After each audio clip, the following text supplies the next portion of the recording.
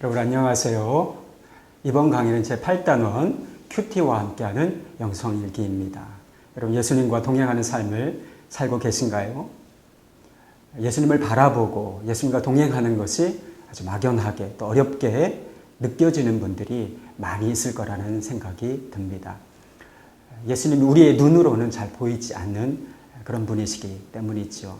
그런데 성경은 예수님을 바라보고 예수님과 동행하는 삶을 사는 데 있어서 아주 구체적인 방법이 있다고 알려줍니다. 그것은 성경 말씀을 통하여 예수님을 바라보고 또 예수님과 동행하는 것이지요. 성경은 우리가 믿음을 가지게 되는 방법을 두 가지 소개하고 있습니다. 하나는 예수님을 바라보는 것이고요. 또 하나는 하나님의 말씀을 듣고 또 묵상하는 것입니다. 히브리서 12장 2절 말씀에 보면 이런 말씀이 있습니다. 믿음의 주요 또 온전하게 하시는 이인 예수를 바라보자. 우리가 예수님을 바라볼 때 우리의 믿음이 온전해진다라고 말씀하고 있는 것입니다. 그리고 로마서 10장 17절 말씀에 우리가 잘 아는 말씀이 있죠. 믿음은 들음에서 나며 들음은 그리스도의 말씀으로 말미암느니라. 우리 안에 믿음이 어떻게 생기는가? 바로 예수님의 말씀을 듣고 또 묵상할 때 우리 안에 믿음이 생기게 된다라고 이 말씀이 말씀하고 있는 것입니다. 말하자면 우리 예수님을 우리가 바라보는 것과 그리고 예수님의 말씀을 듣고 묵상하는 것, 이것이 같은 의미라고 하나님께서 우리에게 말씀해 주고 계신 것입니다. 그래서 사도 바울은 골로새서 3장 16절에서 예수님이 우리 안에 계시다라고 하는 것을 예수님의 말씀이, 그리스도의 말씀이 우리 안에 거한다라고 하는 표현으로 바꾸어서 말하기도 합니다. 이렇게 말하고 있어요. 그리스도의 말씀이 너희 속에 풍성히 거하여 모든 지혜로 피차 가르치며 권면하고 시와 찬송과 신령한 노래를 부르며 감사하는 마음으로 찬양하고. 그러므로 우리가 예수님을 바라보고 예수님과 동행하는 삶을 살기 위해서는 하나님의 말씀을 지속적으로 묵상해야 하는 것입니다. 영성일기를 쓸 때도 마찬가지인 것입니다. 주님의 말씀을 묵상하는 가운데 영성일기를 써야 한다라고 하는 것이죠. 많은 사람들이 영성일기를 쓰면서도 주님의 인도하심과 또 주님의 역사하심을 피부에 와닿게 경험하지 못하는 이유가 무엇일까요? 그것은 성경 말씀을 통하여 우리 주님을 바라보고 또 동행하지 못하고 있기 때문인 것입니다. 주님의 인도하심을 받으려면 주님께서 주시는 생각을 잘 분별하고 또 그것을 붙잡을 수 있어야 합니다. 주님께서는 우리의 생각을 통해서 우리에게 말씀을 들려주시기 때문이지요. 그런데 하루에도 5만 가지 생각을 한다는 말이 있는 것처럼 여러 가지 생각이 우리 안에서 일어납니다. 그런데 그 생각들 중에는 내 자신의 생각도 있고요. 또 주님께서 우리에게 들려주고 싶으신 주님의 음성도 있고요. 또 마귀가 주는 생각도 있습니다. 많은 사람들이 자기가 생각하기에 옳은 대로 살아갑니다. 대부분의 사람들이 삶을 살아가는 방식이지요. 그런데 우리가 인생에서 실패를 경험하는 대부분의 이유는 무엇인가? 그것은 내 생각에 옳은 대로 살아가고 있기 때문이라고 우리 주님께서 말씀하고 계십니다. 이렇게 하면 일이 잘 될 거야. 이렇게 하면 내 인생이 행복해질 수 있을 거야 라고 생각하고 그대로 행하지만 삶 속에서 실패와 고통을 경험하게 되는 일이 얼마나 많은지 모른다라고 하는 것이죠. 여러분 왜 그럴까요? 우리의 자아의 생각이 심각하게 문제가 있고 또 죄에 오염되어 있기 때문입니다. 어디 그뿐인가요? 마귀가 주는 생각에 걷잡을 수 없이 휘둘리고 살아가는 사람들도 얼마나 많이 있는지 모릅니다. 불평, 짜증, 원망, 그리고 미움, 시기, 질투, 또 죽이고 싶은 생각, 죽고 싶은 생각. 아마 여러분 오늘도 이런 생각 해보신 적이 있으실 것입니다. 그런데요, 이런 생각은 내 자신의 생각이 아니라 마귀가 우리를 시험하고 넘어뜨리기 위해서 주는 생각입니다. 그런데 이런 생각을 자기의 생각으로 받아들여서 삶에서 실패하고 또 넘어지는 사람들이, 죄를 짓는 사람들이 얼마나 많은지 모르겠습니다. 우리가 잘 알고 있듯이 가룟 유다는 은30의 스승인 예수님을 팔았습니다. 그런데 성경은 가룟 유다에게 예수님을 팔아야겠다라고 하는 생각을 처음 심어준 것이 바로 마귀 사단이었다라고 말하고 있습니다.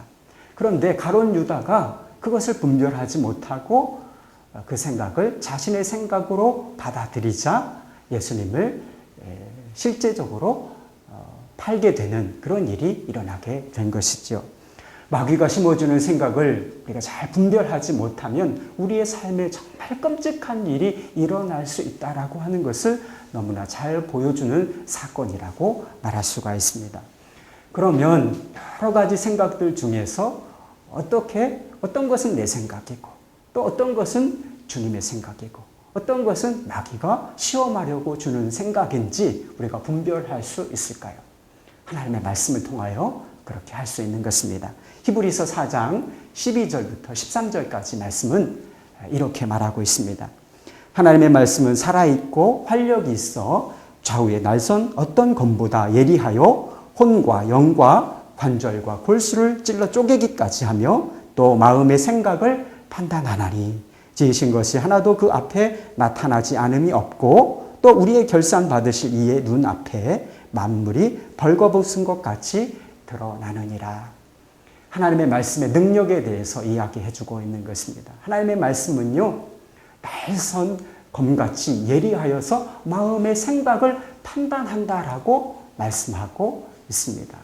하나님의 말씀에 내 생각들을 비추어 보는 것이죠. 여러 가지 생각들이 일어나지만 하나님의 말씀에 그 생각들을 비추어 보면 어떤 것이 내 생각인지, 어떤 것이 주님이 주시는 생각인지, 그리고 어떤 것이 마귀가 우리에게 주는 생각인지를 날카롭게 분별할 수 있다라고 말씀하는 것입니다. 그래서 우리가 이렇게 생각을 분별하는 과정을 통하여 우리가 주님의 음성을 듣는 방법을 우리가 배우게 되는 것이지요.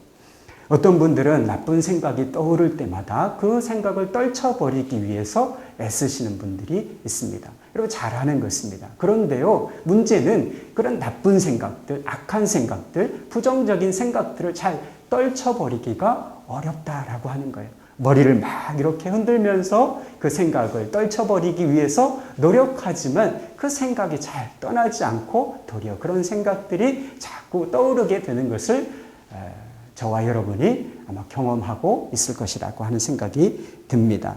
나쁜 생각, 악한 생각, 이런 생각을 떨쳐버리는 아주 효과적인 방법이 있는데요. 그것은 거룩한 생각, 좋은 생각을 하게 되는 것입니다. 거룩한 생각, 좋은 생각들의 출처가 어디냐? 바로 성경 말씀, 하나님의 말씀인 것입니다. 하나님의 말씀을 자꾸 읽고 묵상하게 될 때, 그리고 하나님의 생각, 그 거룩한 생각, 아름다운 생각들이 내 생각과 마음을 지배하게 될 때 우리의 삶은 하나님께서 임재하시는, 하나님께서 통치하시는 거룩한 성소가 되게 되는 것입니다. 우리가 하나님의 말씀을 묵상할 때 한 가지 주의해야 할 점이 있습니다. 그것은 어떤 말씀을 우리가 읽고 묵상하든지 간에 그것을 나에게 주시는 하나님의 말씀으로, 그리고 내가 순종할 말씀으로, 주님 어떤 말씀을 주시든지 제가 순종하겠습니다 라고 하는 이런 태도로 읽어야 한다라고 하는 것입니다.